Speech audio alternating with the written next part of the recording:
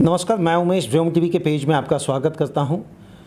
हालांकि मैंने सदैव एक बात कहा है, ना हम पक्ष की बात करते हैं, ना हम विपक्ष की बात करते हैं, समस्याओं के समक्ष की बात करते हैं। श्रीमान, हमारा देश बदल रहा है। अगर किसी बच्चे से भी पूछा जाए तो भी ये कहेंगे। लेकिन जब हम पूरे विश्लेषणात्मक तरीके से भारत को समझने की कोशिश करते हैं, तो जब तक आप साहित्य को नहीं समझते तब तक आपका अंतरात्मा यह गवाही नहीं देता कि वह बिल्कुल आप भारत को समझ रहे हैं। इसी श्रेणी के तहत हमने BHU का थोड़ा सा भ्रमण किया और इसी में हमारी मुलाकात यहाँ हिंदी और भोजपुरी की चीज़ों को लेकर जो मार्गदर्शन दिशा रख रहे हैं समाज में, हमारे साथ हैं आज श्री प्रकाश शुक्ल जी। पहले तो हम लोग उनका स्वागत। जी, आपका भी स्वागत है। आप बहुत अभिनंदन।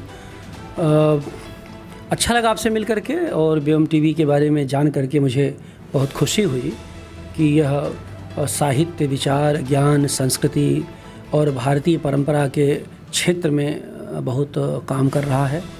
और आपसे जान के ये भी खुशी हुई कि आप समकालीन और चुनौतीपूर्ण विषयों पर लेखकों से, बौद्धिकों से संवाद आयोजित करते हैं, उसको प्रसारित करते हैं। तो आपका भी स्वागत। सर, बनारस कैसा है अभी? बनारस तो बहुत खूबसूरत है और बनारस तो सनातन है और उतना ही आधुनिक है। लेकिन बनारस के बारे में भ्रम बहुत है और मुझे लगता है कि जो श्रेष्ठ संस्कृतियाँ होती हैं वो हमेशा भ्रमित करती हैं। तो ये स्वाभाविक है। कुछ इसको बहुत रूढ़िवादी बताएंगे, कुछ इसको बहुत परंपरावादी बताएंगे, कुछ बहुत ही आधुनिक बताएंगे। लेकिन मेरा ये मानना है कि बनारस आधुनिकता की जो पारंपरिक अवधारणा है उसका निषेध करता है। ये खास बात बनारस में है और यह हिंदुस्तान के किसी और शहर में ये विलक्षणता आपको नज़र नहीं आएगी। जब मैं बनारस को लेकर के आपसे ये कह रहा हूँ कि पारंपरिक रूप की आधुनिकता का विरोध करता है, तो मेरा आशय है आधुनिकता की अनियंत्रित गति से है। सर, एक शब्द आता है जो पिछले मैं 15 दिनों में सुना, काशी के कंकड़ जय शिव शंकर। हाँ। क्या केवल काशी के कंकड़ ही जय शिव शंकर है या भारत के हर कंकड़ में हम जय शिव शंकर का रूप विद्यमान देखें? असल में ये काशी का अपना एक लोक मन है और काशी ने अपनी महानता के लिए, जैसे हर संस्कृतियाँ अपनी महानता के लिए कुछ नैरेटिव गढ़ती हैं, तो काशी ने अपनी महानता के लिए कुछ नैरेटिव्स, कुछ आख्यान गढ़ लिए हैं। रोचक ये है कि काशी अपने इस आख्यान को गढ़ने में पूरी तरह सफल रही है। ये काशी की विलक्षणता है। ये बहुत अच्छा सवाल आपने किया है। देखिए, हम लोग सनातन कहते हैं, पारंपरिक कहते हैं, बहुत ही महान संस्कृति कहते हैं, लेकिन इसे नहीं भूलना चाहिए कि काशी वह ऐसा नगर है, मैं शहर की बात नहीं कर रहा हूँ, वो ऐसा नगर रहा है इस धरती का जो दक्षिण और उत्तर भारत के बीच एक सेतु का काम करता रहा है।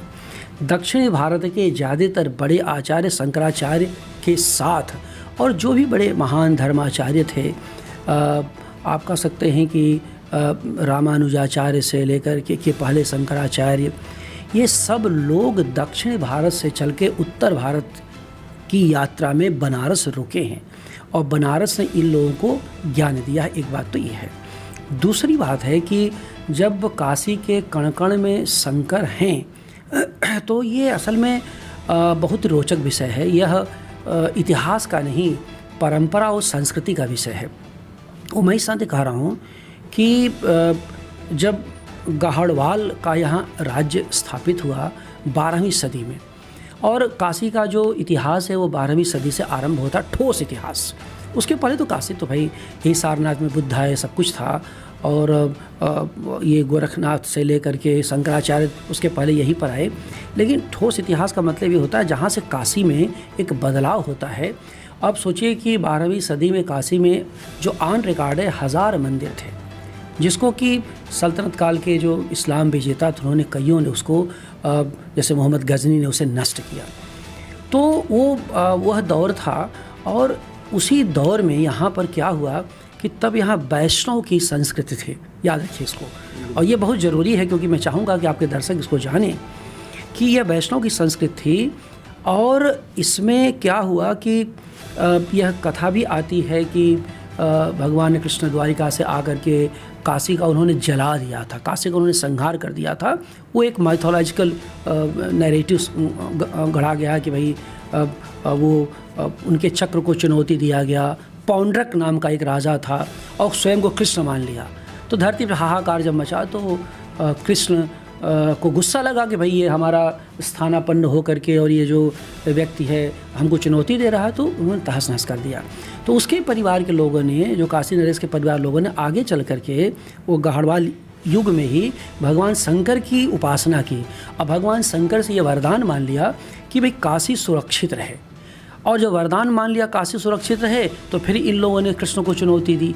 ये माइथोलॉजी में हजारों साल, मतलब हम ये कहें कि सर शैव के नगरी में वैष्णव का अस्तित्व था। वैष्णव के नगरी में जब शैव शक्ति संपन्न बने तो उन्होंने वैष्णव को चुनौती दे दी। और ये मूलतः देखिए वैष्णव, देखिए काशी क्या है कि धर्म की नगरी तो बहुत बाद में हुई है। कण कण में शंकर का सरहस यहाँ पर है। ये मूलतः व्यापार और ज्ञान की नगरी रही है, मूलतः ज्ञान। और आपके मित्र और बनारस के यशस्वी चित्रकार भाई अनिल शर्मा, तो उस पर पूरी सीरीज उन्होंने बना रखी है। और यहाँ मैं अनिल शर्मा का नाम ज़रूर लेना चाहूँगा कि जैसे हम लोगों ने कविता में दर्ज किया, किसी ने लेख में दर्ज किया, अनिल जी ने इस तीर्थाटन के क्रम में काशी के घाटों का चित्रण ही नहीं किया है, बल्कि यहाँ के मंदिरों को, शिव के मंदिरों को भी अपनी चित्रात्मक और कलात्मकता के माध्यम से व्यक्त करने की कोशिश की है और अद्भुत है। और आप जानेंगे उन चित्रों के माध्यम से, हम लोगों के लेखन के माध्यम से, कि ज़्यादातर मंदिर यहाँ के शिव मंदिर हैं। तो शैव धर्म इतना ताकतवर रहा कि उसने न केवल शिव के मंदिर बनाए बल्कि अपने मंदिर की स्थापना के लिए उसने एक बड़ा ब्रांड नैरेटिव गढ़ लिया कि कण कण में शिव है। मैं एक बात आपको शेयर करना चाहता हूँ। अभी मैं कुछ देर पहले वैष्णो देवी की यात्रा में था और वैष्णो देवी आप जानते हैं कटरा में और बहुत, जिसे कहते हैं जिंदा देवी कहा जाता है। और पूरी यात्रा में वो करीब जो 5,500 फुट की ऊंचाई पर है, तो उसमें माता जी बलौले बाई तो भैया हम चल जाए। बूढ़े बूढ़े लोग पैदल चलते चले जाते हैं। हमने एक दो बूढ़े लोगों से पूछा कि माता कैसे चढ़बू तू, 80 साल की? कहा भैया बलौले बाई तो चढ़ ही जा भाई, चलो बुलावा आया है, माता ने बुलाया है। तो वहाँ जाकर के मैंने देखा कि देखिए वो क्या है, याद रखिए कि इस पर मैं लिख भी रहा हूँ, लंबा राइटर मेरा आ रहा है जल्दी ही, कि वैष्णो देवी, वैष्णो तो धर्म था लेकिन देवी वैष्णव कैसे हो गई? तो वैष्णो देवी का मतलब वैष्णवों की देवी थी वो, जहाँ लक्ष्मी विराज, यानी वैष्णो देवी लक्ष्मी स्वरूप में विराजमान हैं, बाईं तरफ सरस्वती है, दाहिनी ओर काली है, तीन देवियाँ वहाँ पर हैं त्रिकूट पर्वत पर। और वो मुझे एहसास हुआ जब काशी से मैं गया और वहाँ लोगों से बातचीत की, तो मुझे बार बार ये लगा कि मामला ये है कि जब वैष्णव क्षेत्र काशी का कमज़ोर हुआ या यहाँ पर इस कश्मीर के क्षेत्र में शैव और शाक्त का वर्चस्व, वहाँ देखिए शैव पुराने थे, शाक्त जो नाथपंथी शाक्त वहाँ बढ़ते चले गए, वैष्णव का अस्तित्व वहाँ पर संकटग्रस्त था। तो वैष्णव के लोगों ने वहाँ पर वैष्णो देवी की कल्पना की और नैरेटिव्स गढ़ा। देवी का प्राकट्य क्या है, क्या सिचुएशन उसका, उसकी ऐतिहासिकता के बारे में नहीं बात कर रहा हूँ, लेकिन जो स्वरूप बना और वहाँ आप देखेंगे कि वैष्णव का वो एक तीर्थ स्थल बन गया।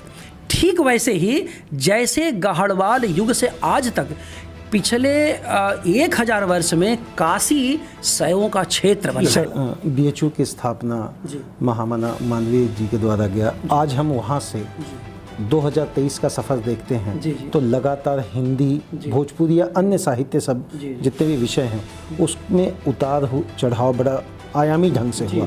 इसको कैसे देखते हैं सर? देखिए ऐसा है कि दो बातें कहना चाहूँगा। देखिए जहाँ तक हिंदी भाषा को लेकर के मालवीय जी ने 1916 में इस विश्वविद्यालय की स्थापना की और हमें ये बात नहीं भूलनी चाहिए कि हिंदी के विकास में महामना का योगदान अभूतपूर्व और ऐतिहासिक है। महामना संस्कृत विद्वान थे, लेकिन हिंदी को लेकर के उस महापुरुष ने, आज हम उस महापुरुष को प्रणाम करते हैं। मतलब 1896-97 में भी इस बात को सोच रहे थे कि कचहरियों की भाषा हिंदी होनी चाहिए और 60,000 भारतीय जनता के द्वारा हस्ताक्षर पत्र को जब दिया उसका असर सुनिए। 1900 में पहली बार हिंदी को कचहरी की भाषा के रूप में स्वीकार्यता मिली। बीएचयू के हिंदी परिसर में उन्होंने हिंदी प्रकाशन समिति की नींव रखी जो आज भी काम करती है, जिसमें कि अंग्रेजी से हिंदी में अनुवाद, न केवल अंग्रेजी से हिंदी में अनुवाद की बात होती है बल्कि क्या होता है कि विज्ञान में जो ज्ञान है वो अंग्रेजी में है, तो उसको कैसे हिंदी भाषा में उसका तर्जुमा करके, उसका अनुवाद कर उन पुस्तकों को हिंदी भाषा में उपलब्ध कराया जाए। तो एक तो ये पक्ष आपको समझना होगा कि माली जी का योगदान।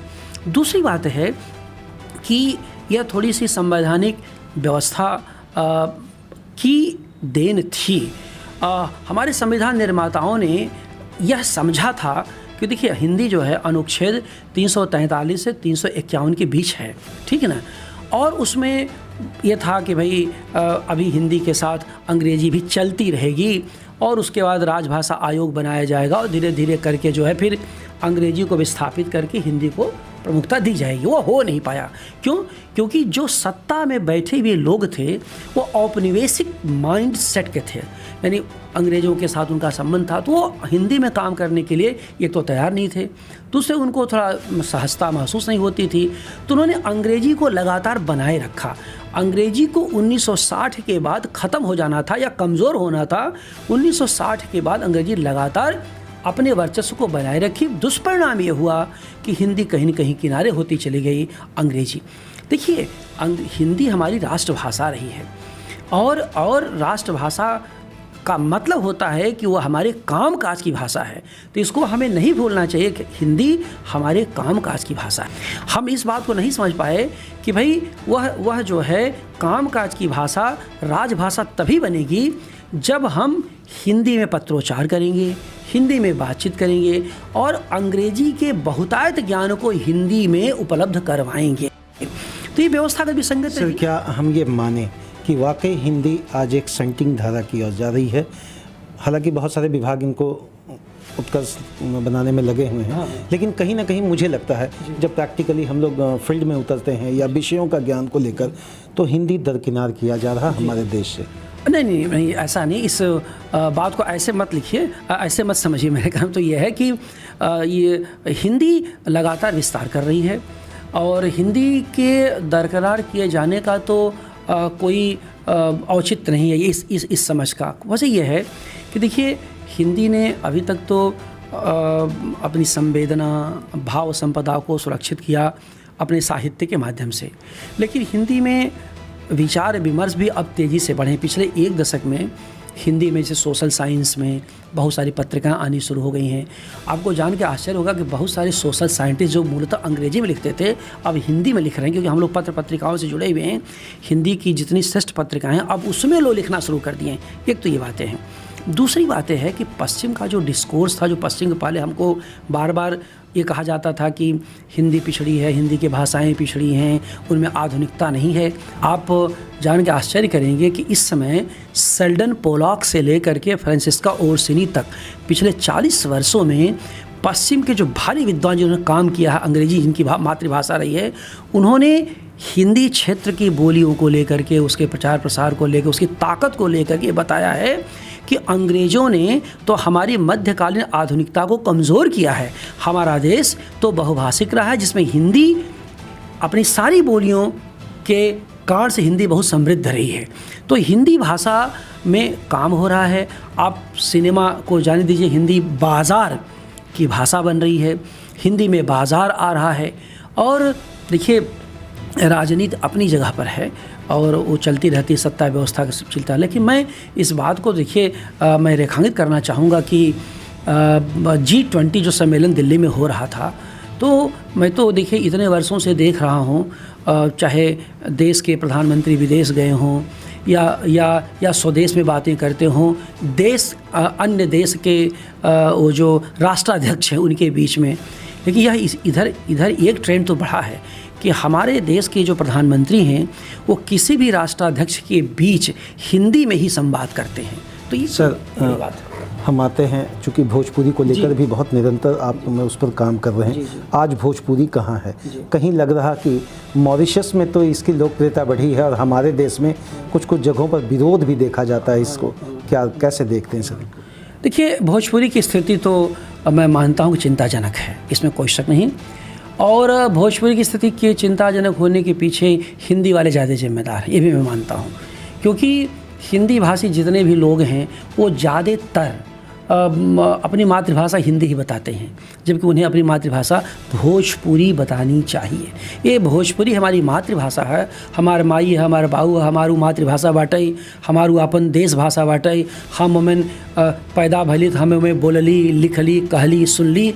इसको स्वीकार करने वाले अब बहुत कम रह गए हैं। सर, बनारस में एक गाना बड़ा लोकप्रिय ढंग से, ए राजा हमरो बनारस घुमाईदा। हाँ। अगर वहाँ से हम इसका सफ़र को देखते हैं तो अगर दूसरे जगह पर लोग भोजपुरी को अश्लीलता के माध्यम से परोस रहे हैं, क्या आप मानते हैं वाकई भोजपुरी जितना मीठा, जितना शाब्दिक रूप से स्वर भाषा था, आज वो विलीनता की ओर है? ना, देखिए भोजपुरी के में जो सिनेमा तैयार हुए हैं उसमें कई जगह अश्लीलता आई है, और भोजपुरी में जो गाने गाए गए वो बड़े अश्लील रहे। लेकिन देखिए, केवल अश्लीलता का आरोप लगा करके आप केवल यह अपनी जिम्मेदारी से, यानी सत्ता अपनी जिम्मेदारी से अपने को मुक्त नहीं कर सकती। केवल अश्लील है इसलिए नहीं करना है।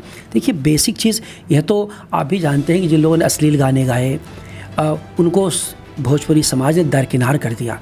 ये ना भूलिए कि झारखंड में, बिहार में, उत्तर प्रदेश में आज भी ऐसे श्रेष्ठ गायक और गायिकाएँ हैं जो भोजपुरी के क्लासिक टोन में गाते हैं और उसको जिंदा किए हुए हैं।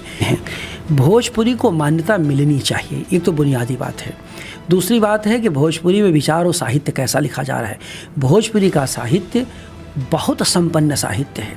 भोजपुरी का साहित्य जैसे कि केवल अब कविता कहानी का नहीं रहेगा, भोजपुरी में अच्छे गद्य लिखे जा रहे हैं, अच्छे विचार लिखे जा रहे हैं। अब तो आलोचना की पुस्तकें भी अच्छी आ गई हैं, पत्रिकाएं लगातार आ रही हैं, लेकिन इससे कुछ होना नहीं है।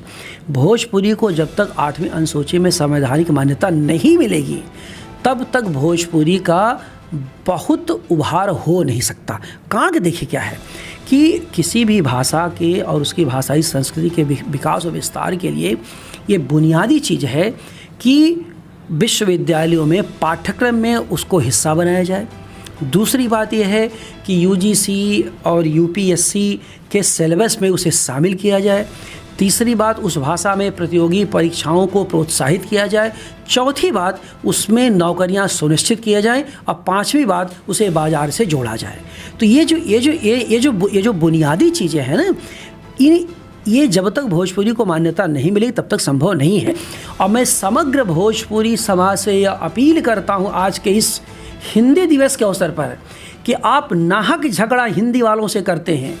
हिंदी भी चलती रहे, भोजपुरी चलती रहे, दोनों समानांतर चलती रहे, दोनों ताकतवर भाषाएं। मॉरिशस पहचानता है, मॉरिशस, सूरीनाम, फिजी, त्रिनिदाद, देश की जितनी भाषाएं हैं जिसे अब लोक भाषाएं कहते हैं, उसमें अकेली भोजपुरी है जो दुनिया में सर्वाधिक बोली, जानी और समझी जाती है। फिर भी इसकी उपेक्षा हो रही है। ये क्यों हो रहा है? क्योंकि हिंदी के लोग को ये लगता है कि भोजपुरी को स्वतंत्र पहचान मिल जाएगी तो हिंदी का बहुलांश हिस्सा भोजपुरी में चला जाए, लेकिन ऐसा नहीं है। सर, आप एक कवि भी हैं, हम राजनीति पर आते हैं। जी जी जी। क्या आप मानते हैं सर, कहीं ना कहीं साहित्य और राजनीति आज भी एक दूसरे के समानांतर नहीं चल रहा है? नहीं, बिल्कुल सही बात है। और मैं तो इसको लगातार, हम लोग इसको मानते नहीं, इसको हम लोग कहते भी हैं कि आज साहित्य अलग चला गया है, राजनीति अलग चली गई। ये दुर्भाग्य है। आज आप सोचिए कि ऐसे राजनेता, राजनीति में बहुसंख्यक ऐसा नेता वर्ग है जो अपने लेखकों से, अपने वाद्यों से कोई संवाद नहीं करता और संवाद करने की उसकी कोई इच्छा भी नहीं है। आज साहित्य इस कारण से भी हाशिए पर चला गया है कि राजनीति उसे समझने से इनकार करती है। यहाँ मैं कहना चाहता हूँ कि अंतिम राजनैतिक बौद्धिक लोहिया जी थे। लोहिया जी के बाद भारतीय राजनीति में राजनीति अलग चली गई और साहित्य अलग चला गया। शायद यही कारण है कि राजनीति निरंतर संवेदनहीन होती जा रही है। सर, हमारे देश में जो सड़कें 10 मीटर की हुआ करती थी, आज 40 मीटर की हो रही है। तो जब 40 मीटर बनाने के समय में कहीं ना कहीं दोनों तरफ लोगों को हटाया जाना, क्या आप इसको विकास कहेंगे या विनाश कहेंगे सर, एक कवि के रूप में अगर हम सर से जानना चाहें? देखिए वो सड़कों के चौड़ीकरण का मुद्दा तो बड़ा ही डिबेटेबल है, क्योंकि देखिए जो हाईवेज़ हैं, देखिए क्या है कि रोड की कनेक्टिविटी हमारे मूवमेंट्स को, बाज़ार को और व्यवस्था को गति देती है।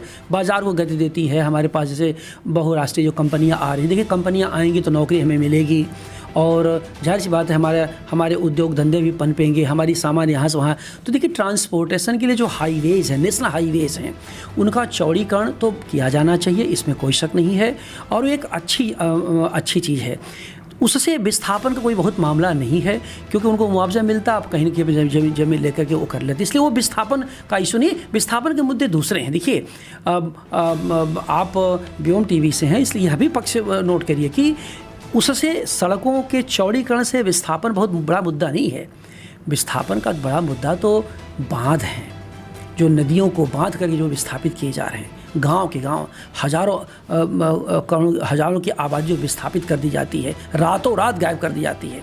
देखिए सड़कों के चौड़ीकरण में संस्कृतियां विस्थापित नहीं होती, लेकिन जब आप नदियों को बांध देते हैं, उनकी धाराओं को मोड़ देते हैं, आप अकाण कर देते हैं, तो उसमें पूरी की पूरी संस्कृति विस्थापित होती है। चिंता का विषय ये है, और मैं आपके सामने एक साहित्यकर्मी के नाते, एक लेखक के नाते, कवि के नाते ये बात कहना चाहता हूँ कि विस्थापन हमेशा पीड़ादायक है, बशर्ते वह सांस्कृतिक हो, व्यवस्थागत ना हो। सर अंतिम एक प्रश्न के साथ वाइंड अप करेंगे। इसी क्षेत्र में गीता प्रेस बहुत लंबे समय से मुझे लगता है साहित्य में अपनी भूमिका निभा रहे थे, आज अस्तित्व खुद ही अंधेरे में है। क्यों और कहाँ रह गया सर? इस पर काम क्यों नहीं किया गया? देखिए गीता प्रेस ने तो रामचरितमानस है, जो हमारे सनातन धार्मिक ग्रंथ थे, उनकी उपलब्धता कराने में एक निर्णायक भूमिका निभाई है। लेकिन अब ये है कि डिजिटल मीडिया का युग है, तमाम तरह के PDF फॉर्मेट, ऑनलाइन फॉर्मेट चीज़ें चली आई हैं, तो मुझे ऐसा लगता है कि गीता प्रेस बाज़ार को या तो समझ नहीं पाया या बाज़ार से सीधे जुड़ नहीं पाया, इसलिए उतना विस्तार तो वह नहीं दे पाया जैसा उसको दिया जाना चाहिए। लेकिन मैं यहाँ कहना चाहता हूँ गीता प्रेस की हमारे सांस्कृतिक चेतना के निर्माण में एक दौर में, याद रखिए एक दौर, आज नहीं, निर्णायक भूमिका से इनकार आप नहीं कर सकते, उसकी निर्णायक भूमिका रही है। सर हिंदी दिवस जब हम लोग मनाते हैं और पीछे बैनर में HINDIDIWS लिखा रहता तो मन में पीड़ा पहुंचता है। दुर्भाग्यपूर्ण, बहुत खराब लगता है। आज भी हिंदी दिवस के बारे में जब अंग्रेजी में पोस्ट आ रही हैं तो खराब लगता है, क्योंकि देखिए भाषा का संबंध संस्कृत से है, सरोकार से है, सामासिकता और सामाजिकता से है, तो वर्तनी से भी है। और वह वर्तनी अगर देवनागरी नहीं है, देवनागरी में देव शब्द है, देवनागरी नहीं है, अगर रोमन है तो तकलीफ बहुत होती है। धन्यवाद सर।